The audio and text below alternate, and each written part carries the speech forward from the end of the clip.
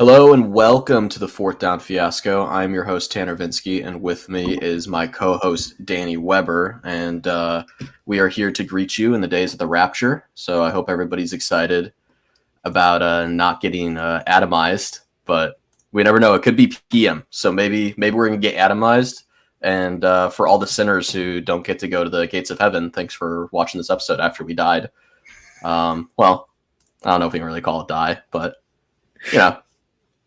We got sent off this earth, so we appreciate you supporting us regardless. For today's episode, outside of the biblical analysis that we have, is our rundown of the show. I broke Danny.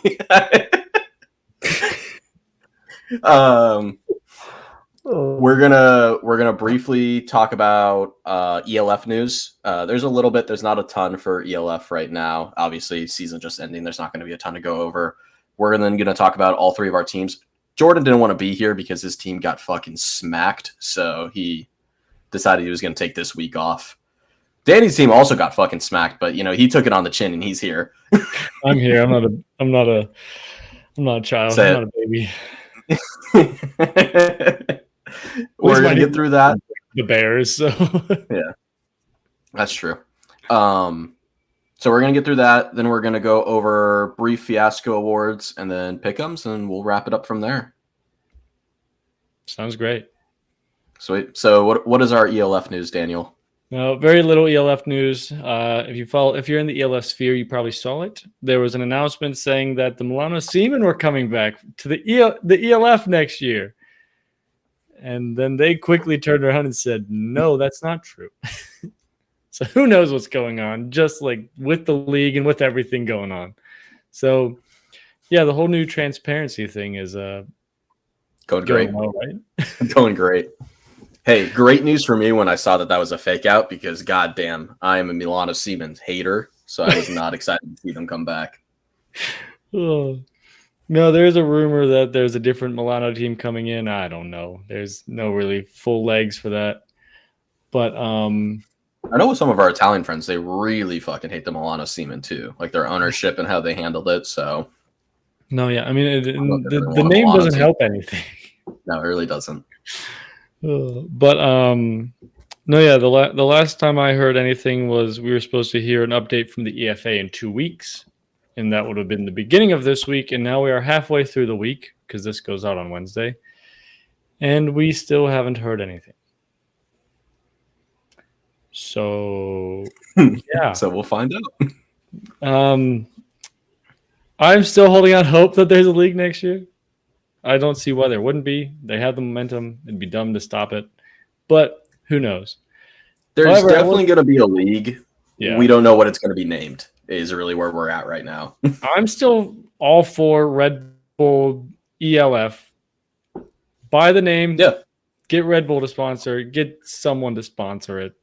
Just make it like European soccer where all the leagues are sponsored by companies. I mean, this one basically already is. That's my thought, but I don't have tens of millions of dollars. So what kind of businessman am I? Yeah, exactly. And I don't know. No, the ELF though, they released distribution success. The ELF was covered in over half the countries in the world. So that was pretty exciting. It's pretty cool. Yeah. But a lot of those Amazon games probably helped. Yeah, they actually had, let me see how many like TV channels, like what's it called? Broadcast networks they had. So they had 3 in Germany, 3 in Austria, 1 in the US and Canada, which is Fubo/Amazon. Then Poland had 1, Denmark had 2, France had 1, Czech had 1. What? I can't read that one. Is that the Netherlands? I don't know. There's another country that has 1. Brazil had 1. And then Africa had 1 as well, like the whole of Africa. So they had quite a few. They got to do the whole continent? How does that work? Well, they have little flags. It's hard to see which ones are which.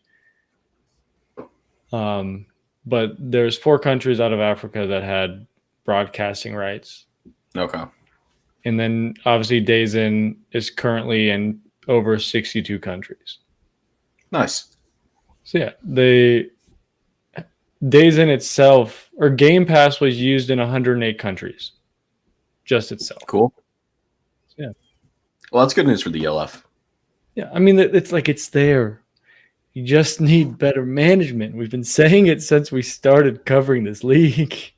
Well, that's like what I'm saying though, is if everybody switches the EFA, people will still watch that. You know what I mean? Like, but it sucks. Like they already have. Like we're beating a dead horse here. They have it all set up. They have the broadcasting rights. They have the sponsorships. Just pay your freaking teams. That's the biggest issue. yeah. Vet the ownership. Pay your team. Pay your players. Pay your photographers. Pay your personnel. Do we want to talk briefly about the Cologne thing with their coach's statement? Oh yeah. Do you have a statement pulled up? I can read it through. Yeah, I just found it. Yeah. So the Cologne head coach, former head coach, released a statement. Hopefully you saw it. But if not, Tanner will read it. Maybe.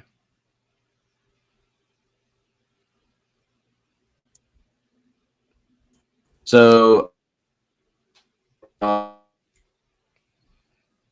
Ooh. Your Wi-Fi might have died. I think your Wi-Fi died, Tanner. But since he is dead, now he showed up twice on my screen. Let's see what happens. am I back? You're back. Okay, perfect. Yeah, that was strange. Yeah, but we heard nothing, so repeat everything you said. Yeah, so let me find the post again because I was panicking. So, do you remember the Cologne's coach's name? I just had it pulled up. Is it Jalen Hart? Is this it? Yeah. Okay. So he came out and he said, I'm not going to read the whole post, but I'll kind of paraphrase it. Is that essentially he's stepping down. He's not going to be coming back. And he cited illegal player signings without, GmbH establishment, unpaid salaries still owed to players, coaches, and staff, all the way up until August, several other ongoing issues that has not been addressed. He said that the situation reached a point where he cannot move forward in good faith. So just to kind of throw a little bit more of the chaos of the ELF, there's a coach actively stepping down because he doesn't feel like under his moral obligations it would be right to continue. That's what you love to hear from a league. Yeah, not great news. He also stated a lack of professionalism from the acting GM and owner of the Cologne Centurions. I mean, is that too surprising with the team he fielded? Probably not. No. Not at all. But it is what it is. We can only say so much about the same thing. Exactly. So in even more depressing news, how about them Bengals? I mean, I didn't expect it to be that bad, but I expected to lose. I just didn't expect Isaiah Rodgers to have like a career day. Also, we're a team that like never fumbles. All of a sudden, we just said we're just going to fumble everything, every single player. Jamar Chase, who was one of the most solid guys in the NFL, decided to cough up a fumble. But I think Zach Taylor is losing the locker room and fast. Oh, yeah. I've said it for a couple years. He either needs to give up play calling or leave as a head coach.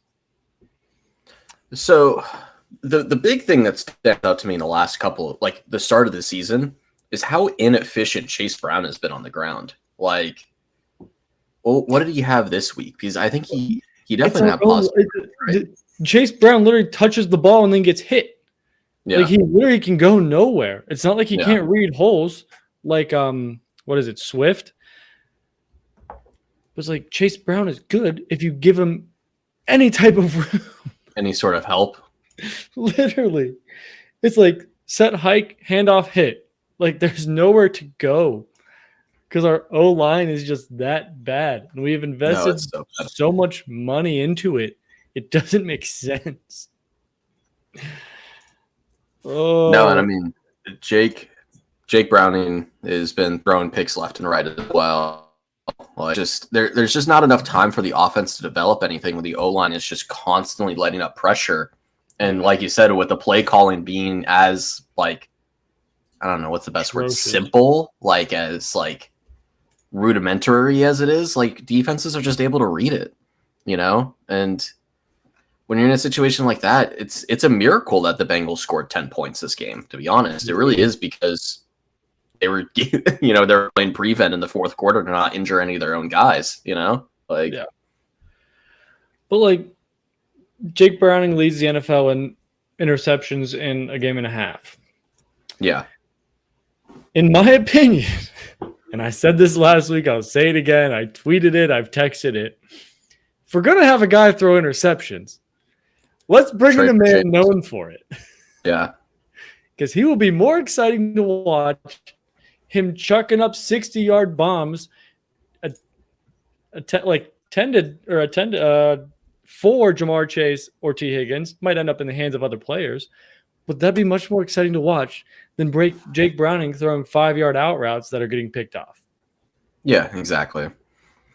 And the issue now is, though, since he didn't jump the gun earlier, now the Giants are probably looking at starting Jameis this year, because they're not working with Russell anymore. And, they're throwing in Jackson Dart, but there's a chance that if Jackson Dart looks bad, they're just going to ride with Jameis for the rest of the year anyways, So you're losing your opportunity to work and get a guy like Jameis, because the Giants' QB room isn't that stable either, And then even even my backup option going to get Kirk Cousins. Now he's probably starting for Atlanta because Michael Penix looked like absolute trash. Yeah. So, since you didn't jump on the opportunity early when people thought they had established QB prospects that they could run out, now all of a sudden the Bengals are sitting there like, well, fuck, we got to stick with Jake Browning, yes, he won you a couple games 3 years ago or whatever it was. But dude is not he could start on a couple teams, yes. But he's not going to lead you anywhere. I mean, theoretically, he can start a couple of games. Why am I getting a call right now? Okay. Keep ripping. I'm gonna take this real quick. Okay, but it's yes, Jake Browning started for us when Burrow tore his wrist, and he went 4-3 or 3-4 or something like that. He has won games, but I don't know. We've seen it with change of scenery. Yeah, Jameis Winston's traveled all over the place, but just make it exciting. I'd rather watch an exciting loss than whatever the heck this game was, 48-10. But I don't know. It's just atrocious. Also, I want to talk about officiating for a minute while Tanner's gone. I was watching 5 games at the same time on Sunday, and I think at multiple times throughout the 11 o'clock games or 1 o'clock games, I saw all 5 games with flags called simultaneously. It's the officiating just feels like they need to be a part of this for some reason. And on the first play of the game or whatever for Cincinnati, Dax Hill had this beautiful slide around Adam Thielen to break up a screen pass. And he got called for a 15-yard penalty for blocking below the knee or something like that on a dude that never even touched him. It's it doesn't affect the game, the outcome at all. But it's the officiating needs to get better. I don't know. It's just hard to watch a game when there are flags every other play. And I think everyone can agree with that. But I don't know. A great game is when we don't have to talk about officials, in my opinion. Or if you're going to throw flags, throw it both ways and not one way. That's all I ask. But, yeah, Chase Brown, switching back to the Bengals now. Chase Brown, we need to give him time or something. Because he had 10 carries for 3 yards with a long of 4. Which is wild for your RB1. But I mean, he has nowhere to run. Like you hand it off, he gets hit. You hand it off, he gets hit. Like the Bengals have invested money into their O-line, but it just is not working. So I don't know what to do. It's tough being a Bengals fan. But at least we didn't lose to the Bears.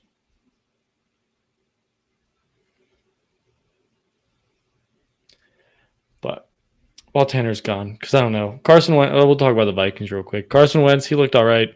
Didn't look amazing, didn't look the worst. 173 with 2 touchdowns. Only threw the ball 20 times. Jordan Mason filling in for not filling in, but getting the RB1 role with Aaron Jones out. 16 carries, 116 yards, and 2 touchdowns. He looked amazing. When we saw him last year with the 49ers when McCaffrey was out, and he looked good. So, I mean, I wouldn't see why he wouldn't play well with a good O-line in Minnesota. Justin Jefferson, I mean, the wide receiver room didn't do much. Jefferson 5 for 75, Hawkinson 5 for 49 and a touchdown. It was just a weird game. But Minnesota defense, stout, caused how many fumbles? Let me find that real quick. Team stats. Bengals had 5 turnovers, 3 fumbles lost, and 2 interceptions. 2 of those were returned for touchdowns by the same person, which is amazing. But, yeah, I don't know.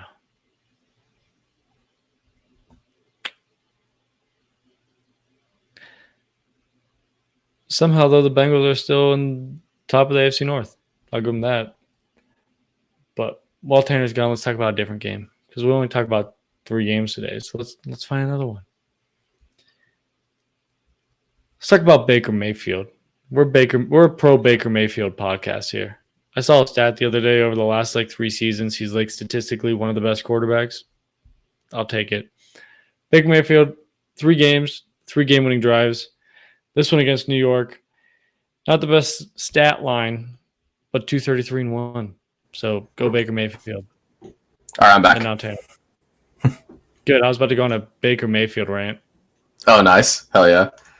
But no, I just switched off the Bengals-Vikings game because I didn't feel like talking about it anymore.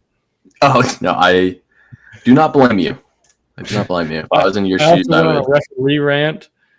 Talked about how they need to stop calling all these stupid penalties. There was multiple times. The listeners have heard this twice. You haven't. There were multiple times over the weekend. I was watching 5, 11 o'clock or noon or 1 o'clock games at the same time. Multiple times, all 5 games had penalties. Well, the refs have been terrible too because not only are they they're calling too many penalties, they're also not calling penalties when they should be calling them. All the false start bullshit, all the fucking. Freaking Jawan Taylor is still lining up illegally and still false starting every single freaking play. And the worst part is they call it multiple times a game and the guy doesn't stop. And then the refs just give up. They're just like, all right, well, fuck it.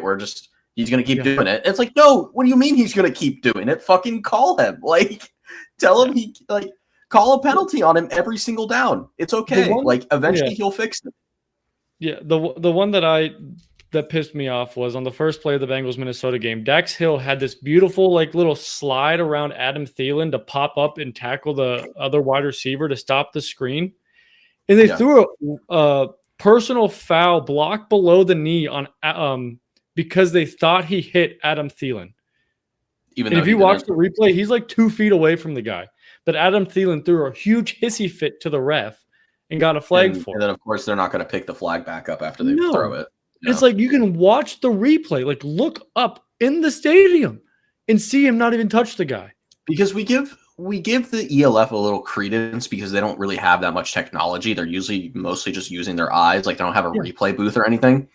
I don't have to give the NFL any credence. They got the fucking resources to figure it out, Oh, and I forgot about this. Oh, well, have a sky judge. We saw it in the freaking UFL or whatever. No, not the UFL. The AAF or whatever. The AAF had it figured out in 2 games. But the freaking virtual measurement thing in the Bengals game, it took 5 minutes for them to figure out the virtual measurement. They didn't even show it on the broadcast. They just showed the ref standing there. They rolled him short by a half a yard or whatever. The Bengals ended up challenging it, and they overturned the computer's virtual measurement. What? Why did the replay booth, human beings had to overturn the new virtual measurement roll? That's so stupid. Like, why? Like, how can you get that wrong? You are a multi-billion-dollar corporation. You should have nothing to complain about within how games are officiated. Like, you have all the money in the world to figure it out, and you just refuse to. No, it's ridiculous. Like, it should be that simple. Oh, you're coming up to say hi. Hello, dog. Yes, you are. Perfect timing, because my blood is boiling because I hate officiating. Yeah. Well, to get off the officiating, do we want to move to which one do you want to move to first? Do you want to move to Dallas or do you want to move to Pittsburgh? We'll do Dallas. It makes me feel better that they got blown out by the Chicago Bears. Yeah, and I mean it wasn't even close. I mean, not even close. It was so ugly. Like, and this was a game I really did not think that Chicago had much of a chance in. I thought that. No. Oh my goodness, Athena! I thought that the. All right, you're gonna have to go. You're gonna have to go. You need too much attention. I'm sorry. I know. I've gone all day. But no, I thought this was going to be like a Cowboys game. Like, they're settling in, they win pretty handedly, and they just start building the momentum for the season.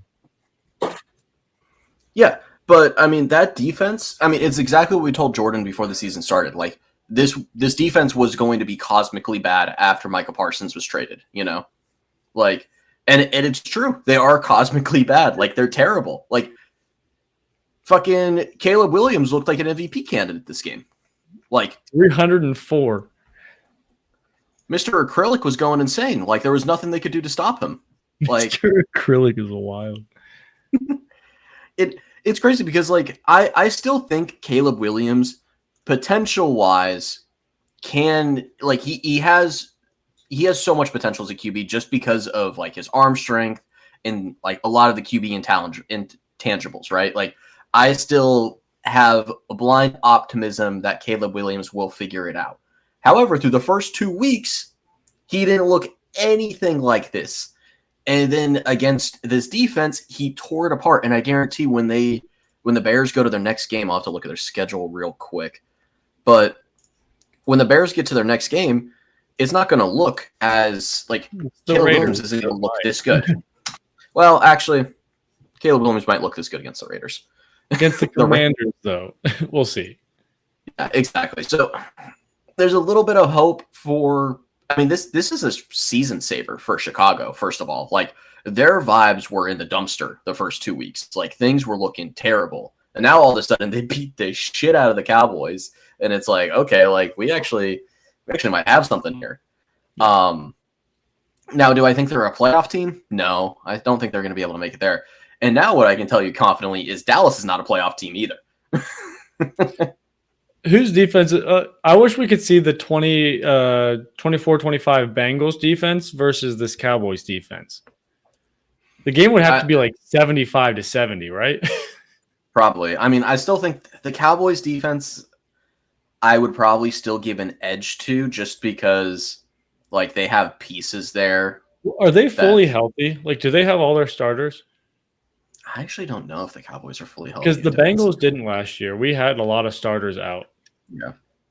So if they have all their starters and they're this bad, then they might be worse than Cincinnati's defense from last year. Let me take a look at their – I'll take a look at the injury report real quick to see. Here we go. Cowboys, Bears injury report ahead of the game. Oh, yeah. They had a ton of injuries. Deron Bland didn't play. Trevon Diggs didn't play. Tyler Guyton didn't play. Kevontae Turpin didn't play. I mean, those are obviously offensive players. But still, I mean, they were missing their top two corners. Kevontae Turpin played. So,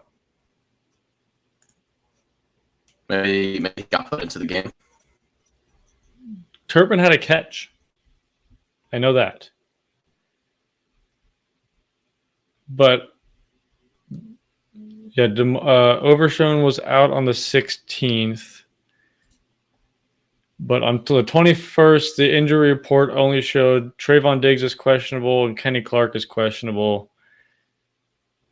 That was on the 21st. Yeah, and then today they released Tyler Booker, Deron Bland, CeeDee Lamb were doubtful.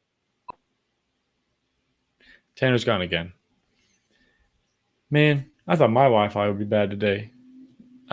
There's rain all over the place.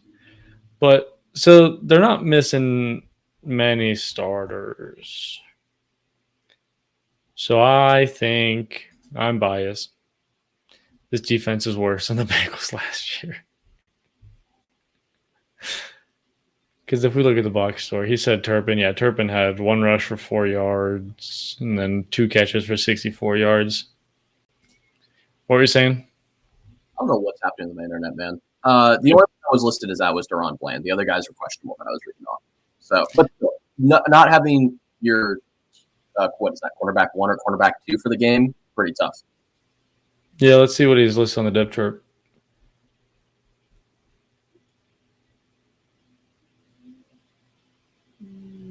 He's their number 1 nickel corner. Which, in the modern NFL, the nickel corner is pretty important. So, no, yeah. But so they had 1 starter out, and the rest of them were pretty healthy. Brutal. Yeah, it's just a bad game all around. Dak looked great, as always. I mean, had a couple picks, though. I mean, what else was he supposed to do? You know, like at a certain point when you're playing from behind the whole game. I mean, he went 31 of.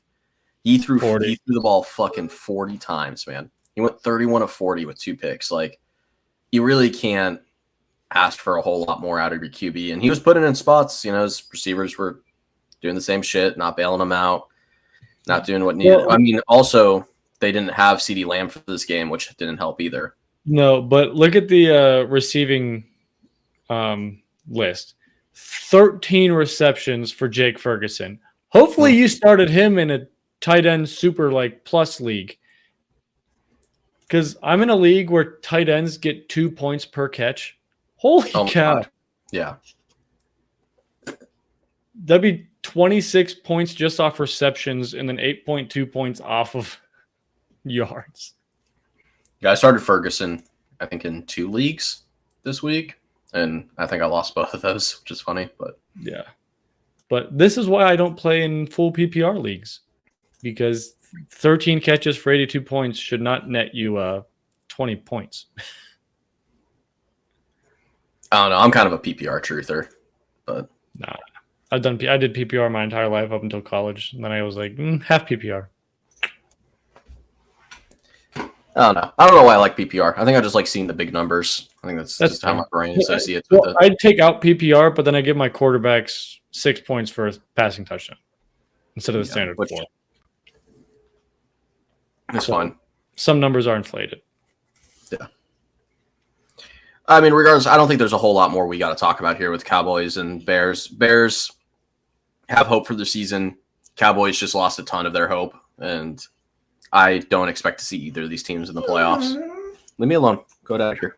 That's how Jordan feels right now. He doesn't think they're going to make it. What?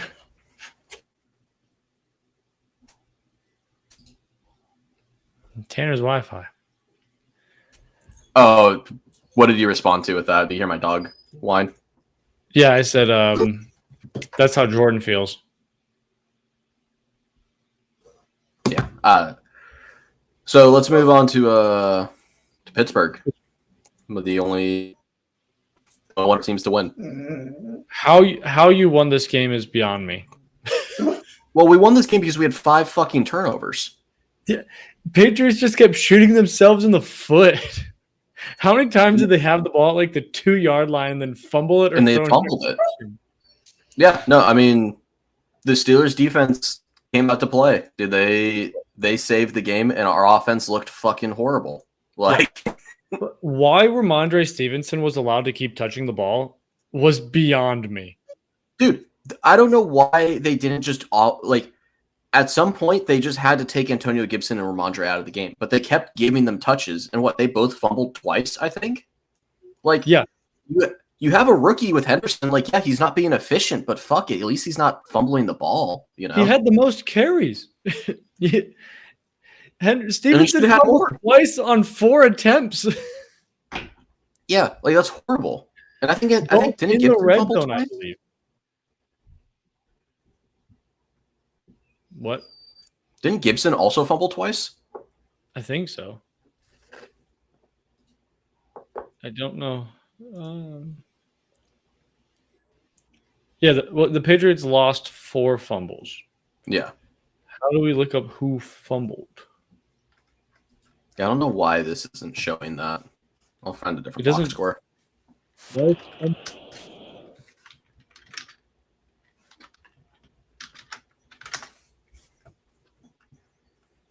I hate certain box scores just not showing you all the information. No, Drake May had a fumble. So yeah, Ramondre Stevenson had 2, Gibson had 1, Drake May had 1. Okay. But yeah, Ramondre Stevenson's was on the first drive of the game and then right at the end zone.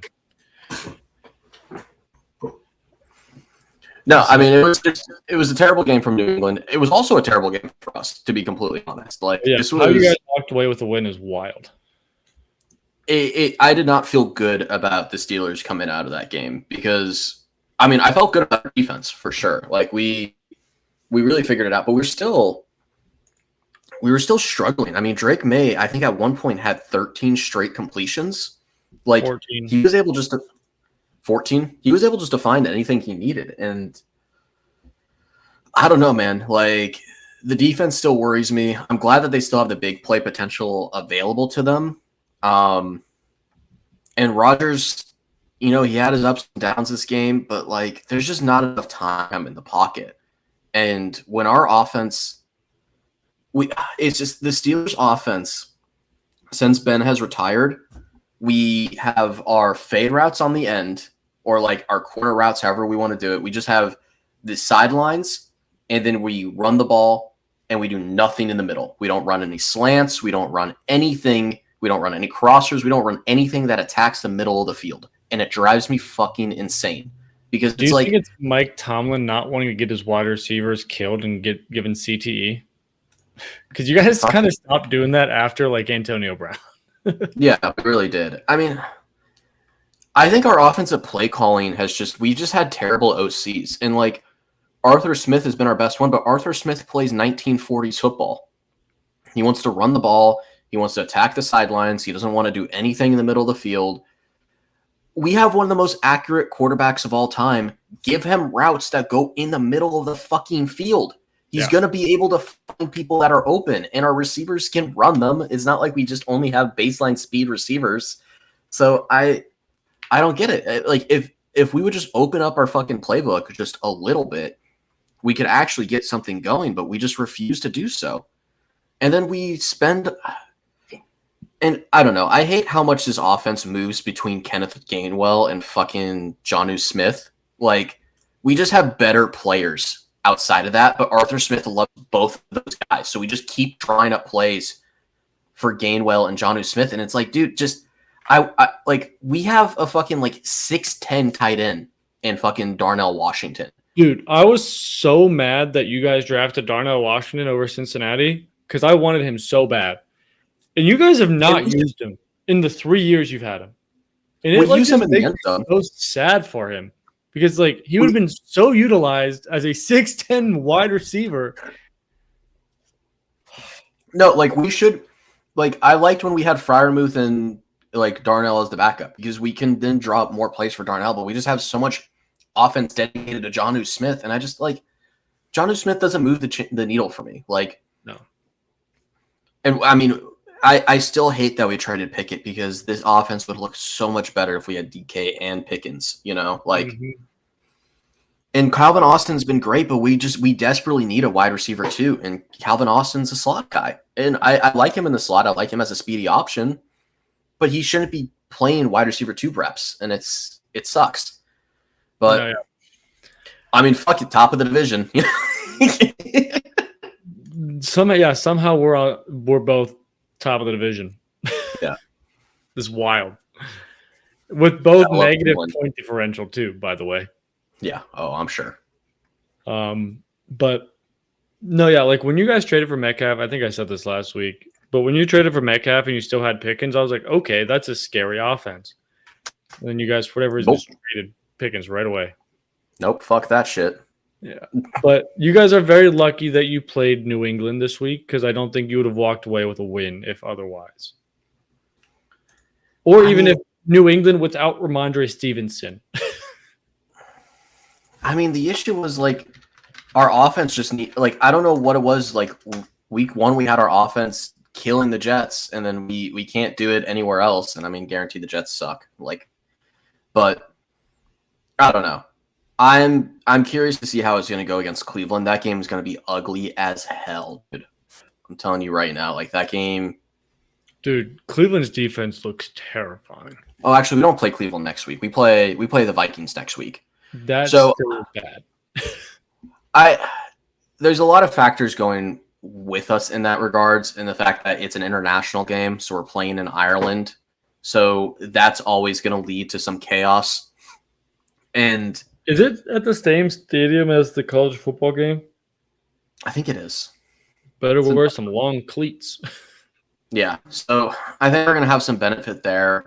I also think Carson Wentz is a QB that our defense is going to do well against. So, because I don't think JJ's back next week. If you use signupexpert.com/fiasco and there's an over-under on the Vikings-Steelers game, hammer that under. But if we're wrong, you can't blame us. Yep. But I'm looking at like the quarter, like the per quarter plays, like the all plays, or the play-by-play. Mm-hmm. The third quarter is atrocious. Oh, yeah. 3 plays, 0 yards, ended up in an interception. 2 plays, 10 yards, fumble. 3 plays, -2 yards, punt. 3 plays, 11 yards, fumble. 3 plays, 3 yards, punt. That's the entire third quarter. Looks like classic Pittsburgh. Yeah. All right, I get another call. God damn it. Tell them 4th down fiasco is more important. But no, yeah. I had a buddy over. He's a New England fan, and he was roller coaster of emotions throughout the entire game. Because I mean, they were there so many times, especially late in the game. A fumble at the 2-yard line is wild on the dive into the end zone to tie the game. Then you get the ball back, and your other running back fumbles it. Then you get the ball back. You score a touchdown. Then you fumble it again. It's like, oh, my goodness. All right, I'm back. Hi. But, okay, so, yeah, I mean, it's just super ugly game. It just further shows to me, though, that this team's going to fuck around and win 9 games, you know? Like, oh, yeah, that's how you do it. Yeah. But awards? Yeah, let's do it. So we won't go too far into this one just because we've already talked about this game, but we decided that we're going to give Big Dog to Isaiah Rodgers on the Minnesota Vikings. He had 2 touchdowns, 2 interceptions. 2 touchdowns, 2 forced fumbles, and 1 pick, which was 1 touchdowns. Yep. And I don't even know how many tackles he had. I mean, just a ridiculous game from a single defensive player. And, yeah, you just don't see that very often in the modern NFL for a one defensive player to be that dominating. And I think both returns were over 60, 70 yards as well. Yeah. But just disgusting work. Yeah.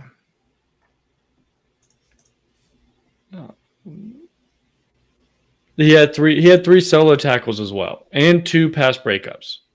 Yep. So, good game for number 2. All right, and then to go to our unsung for the week, we had Bobby Wagner. Turn back the clock a little bit. Yeah, old dog still got it. just also just kind of a ridiculous defensive game. And that's probably what a lot of people are going to be talking about outside of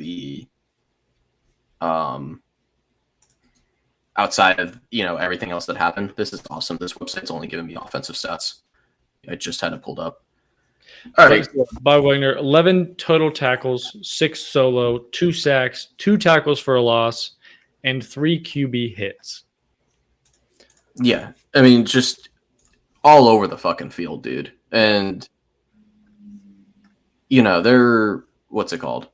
This wasn't necessarily like a super challenging game for them, but, I mean, just the fact that it was that, disgusting was crazy. And it shows that the Commanders still have a chance. I know a lot of people were kind of counting them out with the Jaden Daniels injury and everything that's happening, but I mean, they made Vegas look terrible and they were eating them alive.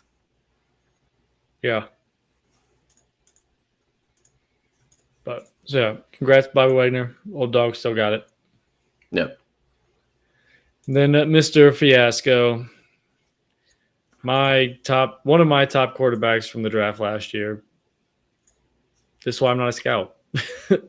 Michael Penix Jr. of the Atlanta Falcons.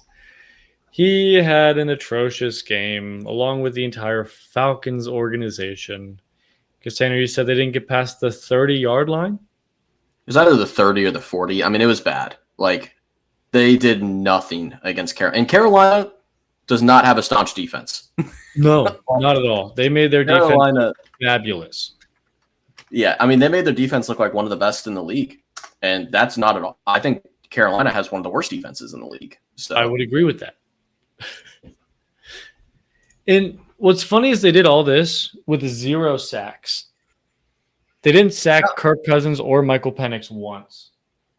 I mean, Penix just couldn't see the open fucking receiver. Like, he just couldn't read the defense. Like, it was terrible. I mean, he had 18 completions for 36 attempts, 172 yards, 2 picks. Like, it's just an abysmal game. I mean, they brought in Kirk Cousins in the fourth quarter, and, I mean, he didn't have any yardage at all. He was 5 for 7 for 29, but, I mean, immediately making completions way easier than our good boy Michael Penis, like... And it's not like you can blame it and be like, well, he doesn't have, like, his receivers were letting him down. His receivers of Drake London, Darnell Mooney, like, come on now. Like, there was guys that were making, like, plays. He just... Yeah, so here's a fun fact. A terrible time. If you spiked the ball every single play, you would have a 39.6 QPR, right? Yep. Michael Penix finished with a 12. Ooh. Or no, passer rating. Let me rephrase. Passer rating. 39.6. He finished with a 40.5.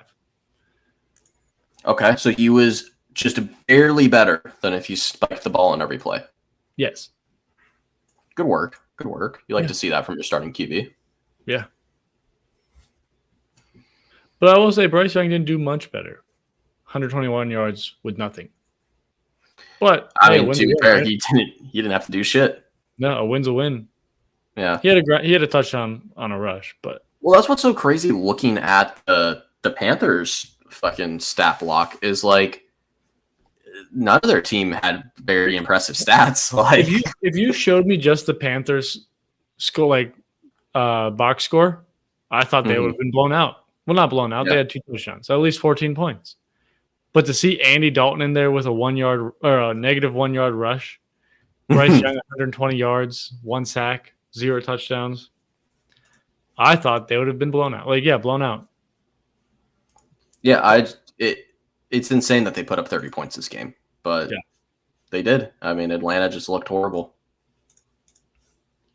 Yeah. And so much for Atlanta. Atlanta a week ago was riding hot on beating a really good Minnesota team, and everyone's like, oh, shit, look at Atlanta. And now here they are, and it's like, oh, shit, look at Atlanta.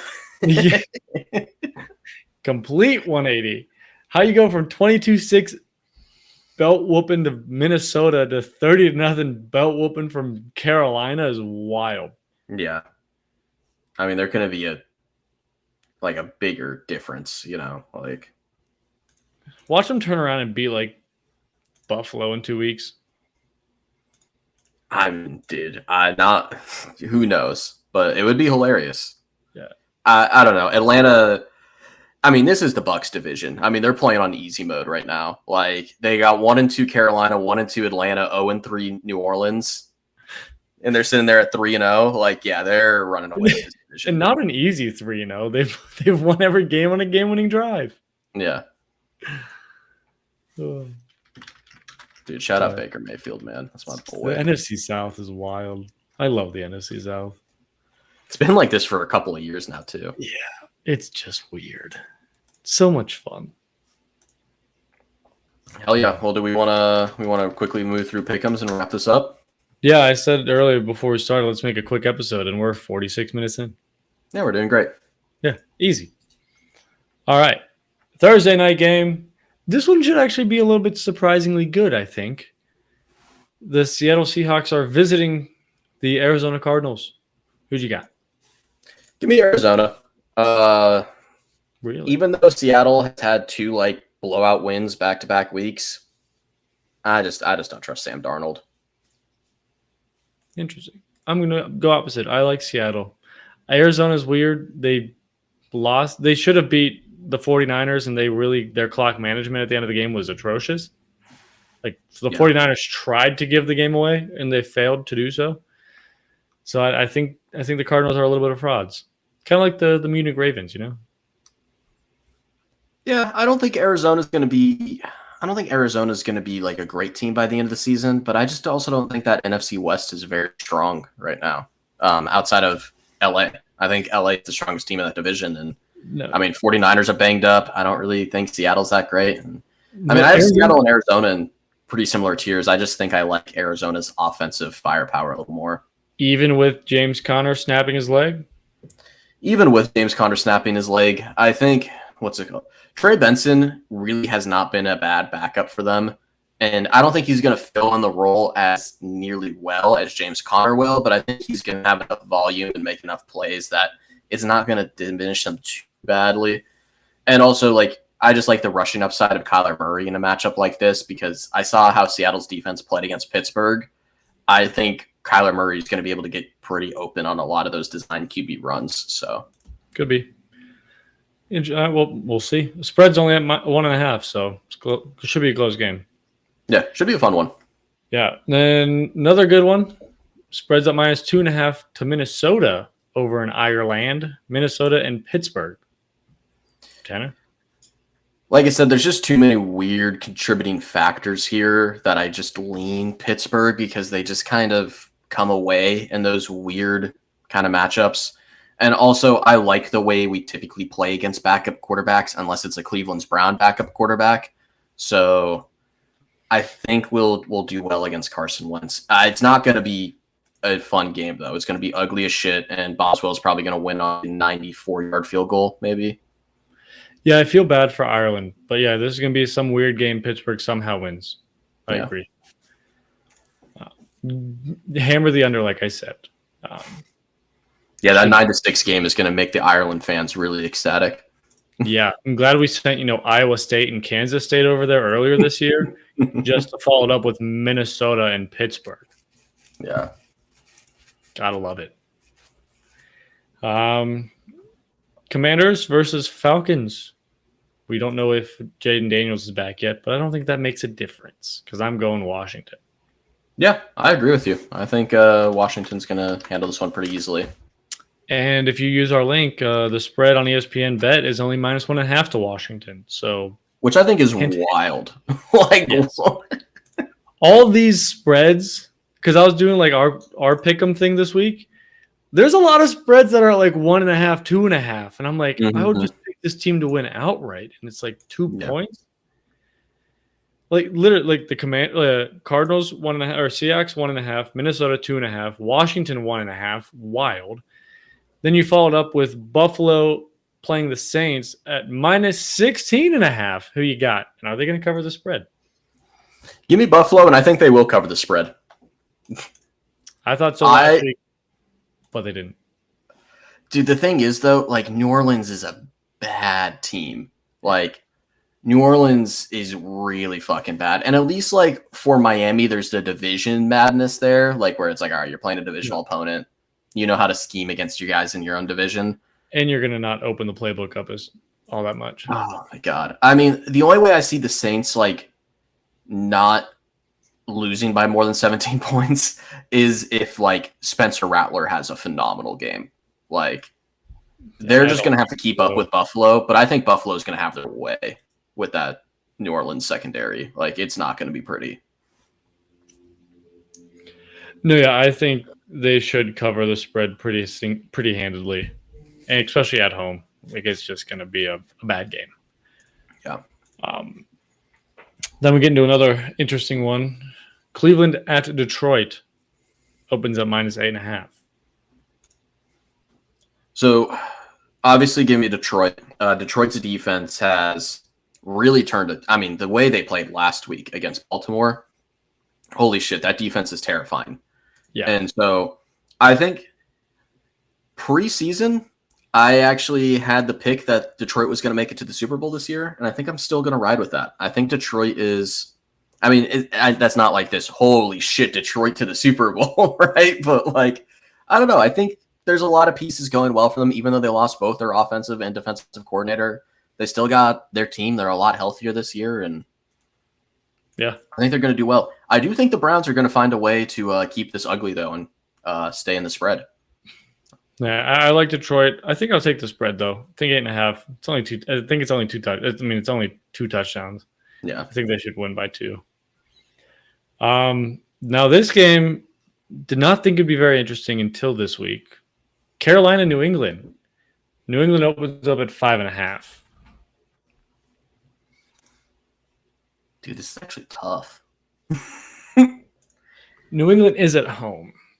And I think I'm going with New England. I don't think they'll cover the spread, though. But it's such a weird game. You just kind of have to go with home field, you know? That's kind of where, yeah, I think that's what's going to do it for me, too. I think it being in Foxborough, I don't think they're going to lose 2 weeks in a row in Foxborough, right? Yeah, that'd be wild. So, yeah, give me New England. Yeah, and I don't think they'll give Stevenson as many touches. I think they'll use Henderson more. So, but then Jackson Dart gets to start his first game against a stout San Diego Chargers or LA Chargers. Well, that was wild. Dude, we're like, I still do it all the time too, and we're like 5 years removed at this point, or like 6 or something. It has to be more than 5, right? Oh yeah, I mean it would be pre-COVID. I mean, when did they move in 2018? Or was it before that? When did the Chargers move to LA? 2017. Our freshman year of college. Yeah, I guess. And I just called them the San Diego Charger. Yeah, I guess our freshman year of college was 5 years ago, huh? No, yes, it definitely was 5 years ago. Yeah. Yikes. Give me San Diego. Yeah, you just did it again. Yeah, give me San Diego. That one was on purpose. The other one wasn't.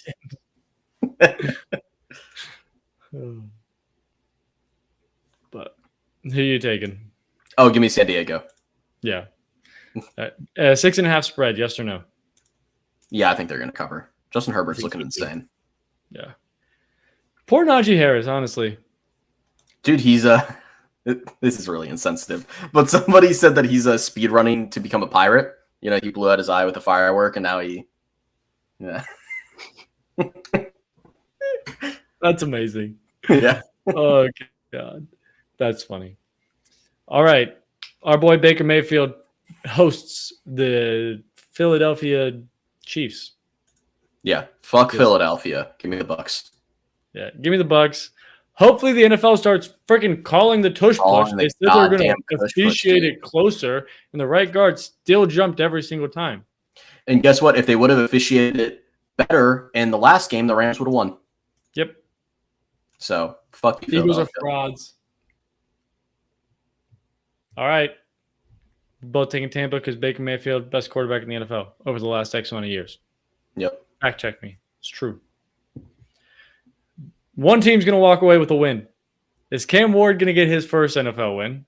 Or is CJ Stroud going to get his first win in year 3? Tennessee at Houston. Houston opens up at -6.5. This seems like Tennessee's gonna win this game, like with everything, just how poorly the Texans season has been going. But that Tennessee roster is really bad, and it's in Houston, so I'm gonna lean Houston. I'm going Tennessee, just because I I like want it. to, and because Tennessee is always mad when they go to Houston. Just because I don't know the Oilers thing. I guess maybe it's the other way around, but give me Tennessee. Give me Cam Ward. He's gonna put the team on his back. He is doing some things that he should not be able to do in the NFL. Like when people were saying that he just stand still and then run around 30 yards in the backfield in college, he's still doing that. Yeah. Wild. I mean, he has to with how bad that roster is. No, yeah, dude on a good team would be a beast. Which is, I just gotta point out real quick, it is insane the Tennessee Titans are this bad when what was it? Was it 2019 that they were the 1 seed? Or was that 2021? 2017? No. It wasn't 2017. They were the 1 seed. Yeah, it was 2021 because they were the 1 seed when you guys. Oh yeah, when we beat them. Yeah. So we're only 4 years removed, and they're this terrible. Well, they did have Ryan Tannehill as their starting quarterback, and somehow he was the 1 seed. It's just that was weird. It's just insane to have a team that's fallen off this hard in 4 years. No, yeah, I don't think we've seen that as recent. But we'll split that one. We'll see who gets the win. 3-0 Colts, led by Indiana Jones, going to LA to face the 2-1 Rams. Rams open at 3.5. I think if the Rams lost or won last week, then I would kick the Colts to kind of get them while they're riding high a little bit. But I think the Rams are going to be pissed. I think they're going to take this one. I think the Rams will be pissed, but I still like the Colts. They're just playing complementary football.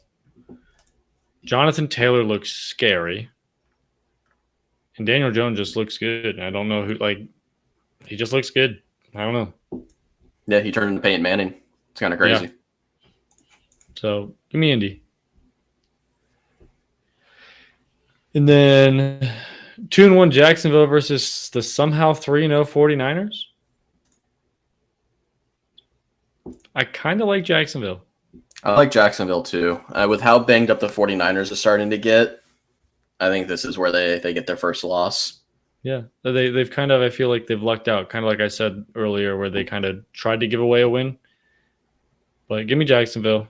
Brian Thomas Jr. played a lot better last week. He wasn't afraid to actually catch a football. Yep. And then we go to the battle of the not to be 1-3 Super Bowl contenders, the Baltimore Ravens versus the Kansas City Chiefs, both sitting at 1-2. Baltimore opens at -2.5 in Kansas City. When was the last time Kansas City was not favored at home? That's an actual question that I don't know the answer to. Yeah, it's had to have been a while at this point. Yeah. And I don't blame Vegas for not favoring them. However, I still believe in the Kansas City Chiefs devil magic, so I'm going to pick the Chiefs to beat the Ravens. You think they're going to give the devil magic? I think so. The Ravens defense has been playing really poorly through these first 3 weeks, and I think that unfortunately, that's not a good time to run into the Kansas City Chiefs, even with how bad their offense has been. I think they're going to be able to get a lot of big plays down the middle. The Ravens have had such a hard time covering the middle of the field. I think they're going to have a hard time, with how much Patrick Mahomes can run out of the pocket, create plays out of structure. And the Ravens, just with the fumbling issues from Derrick Henry, they've found a lot of ways to shoot themselves in the foot. And I think we're going to look at this really talented Ravens team and be like, holy shit, they're only 10-7, This is just the type of year they're having, which I could never have predicted going into the season. They looked like one of the best rosters coming out of last season. So the fact that they're looking this poor, I don't know. And also it's just one of those things with Kansas City where even though this team has looked way worse than all other iterations of their Kansas City teams, it's one of those things where it's Kansas City is going to find a way to fuck around and stay in the conversation just so they can go to the playoffs and beat Buffalo. Like, like that's just how this team operates. Like they're either going to lose in the Super Bowl or something like that, but like they're going to make it to the AFC Championship by some form of grace. Like Yeah, somehow. But looking it up, Kansas City has been 6 times since 2016. They're 2-4. They were underdogs last week or 2 weeks ago against the Eagles. Mm-hmm. The other time before that was 2022 against Buffalo. And then the other time was 2021. So they've lost the last 3 times they were underdogs at home. They might make it 4. However, I think I agree with you, though. As much as I hate both these teams, as much as I hate to pick the Chiefs to win, it helps the Bengals with the Ravens' loss. No, definitely. And I think that's part of where I'm hoping the Chiefs are going to pull this out, too. Is more I don't have a lot of hope behind. Just because of how high-powered this Ravens offense is. Because the Chiefs' offense is not as high-powered. No, it's definitely not. But when you get a couple of, defensive pass interferences called, then all of a sudden the Chiefs offense looks pretty high powered, That's very true. But it is what it is.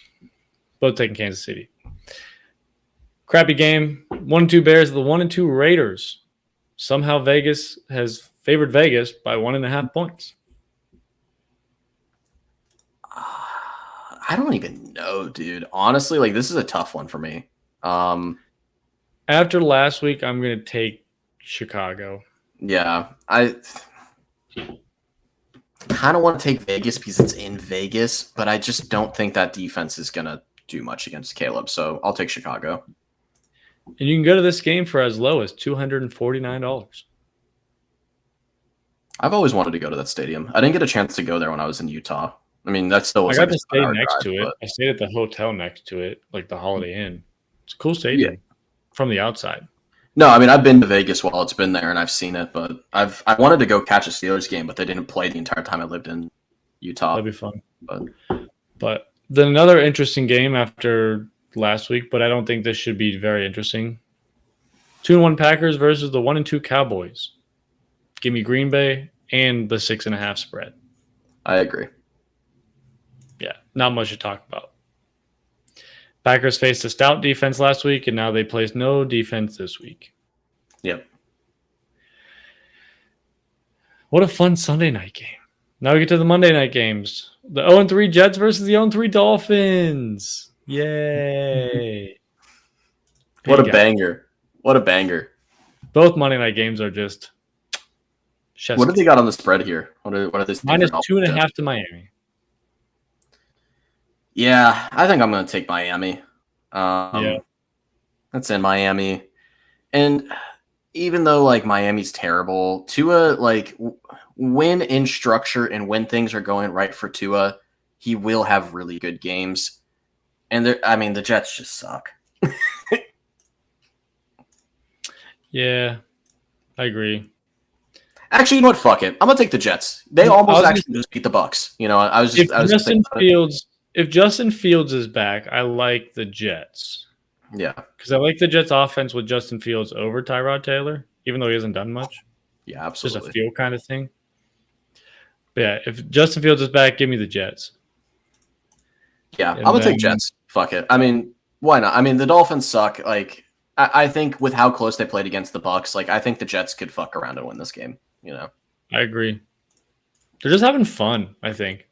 Yeah. Well, the Dolphins are not. The Dolphins are in hell. And then we don't have to talk about the last one. We don't really need to. I will say this, though. I think you guys are actually going to keep it relatively close because this the Broncos have not looked the way they looked last year at all through these first 3 weeks. And I think I could see them losing on a fourth game-winning field goal. Yeah. I mean, I don't think the Bengals are going to win, but I think it's going to be closer than what people are giving it credit for. Because this Broncos offense sucks. I mean, Bo Nix is not a starting caliber QB. I'm sorry. Like, he's not. I'm gonna get an earful from other Jordan after this. I do not understand the Bo Lever camp. Like, he doesn't throw, like, he doesn't have good accuracy. Like, he has a deep ball, sure, but even then, it's like a lot of the times he's not accurate with the deep ball. Like, he was one of the most accurate quarterbacks over 20 yards last year, but it was like right at the 20-yard mark. Anything over that, it's a little rough. Yeah, there's just not a lot. We saw it last week. They had how many shots last week where he just overthrew the guy for walk-in touchdowns, or not walk-in touchdowns, but very close touchdowns. Yeah, and the thing is with Bo Nix too, like, he just, like, I mean, this was the quarterback last year that had like a negative pass, like, he had like negative passing yards through like multiple attempts. Like, he has such like little upside as a QB. I mean, the only thing you get out of Bo Nix is some of his mobility. But even then, is he like a very mobile quarterback? No, not really. I mean, I don't know. I think Bo Nix is a great backup. Like, I think he would be a great guy that you can spot start. But I guarantee you put a better quarterback in this Denver team, and this Denver team would be fucking terrifying. Bo Nix would be great in Cincinnati right now. Yeah, absolutely. I mean, I would love Bo Nix over Jake Browning. For sure. He would crumble under the pressure, though. I mean, he does not play well under pressure, and that Denver offensive line has been pretty damn good to not have him play under a lot of pressure. But give him Jamar Chase, T. Higgins, and Mike Gesicki, Chase Brown, Yoshi, Tinsley. A little bit easier to not to fall apart to pressure then. Yeah, over Mims, Sutton, and Franklin. Yeah. But yeah, as much as I say though, I had to take Denver. Yeah. Just because they're starting. They're the roster. And their defense is solid. All right. Hey, remember when we said we were going to keep it short and we went for an hour and 10 minutes? So yep. That's short for us. For joining us. Yeah, shit, dude. It might be. Thank you, everybody, for joining us. If we don't get raptured at midnight tonight, I'm excited to come see all of y'all again next week. You can find us at Fourth Down Fiasco on Instagram, TikTok, and YouTube. It is _pod on Twitter /X, whatever you want to call it, on whatever side of the political fence you sit on, I guess is how you refer to that one. So we appreciate your time. Make sure to give us 5 stars on all the listening platforms. We're on most listening platforms. And make sure to, go follow our pages. Give us more support. We always say we're going to keep doing things on different social media platforms. We work full-time jobs. We get busy. We'll get there someday. But if you give us money, we'll get there sooner. So use our sign-up link, signupextra.com. And we appreciate you guys joining us once again. We'll see you all next week. And hugs and kisses. Peace.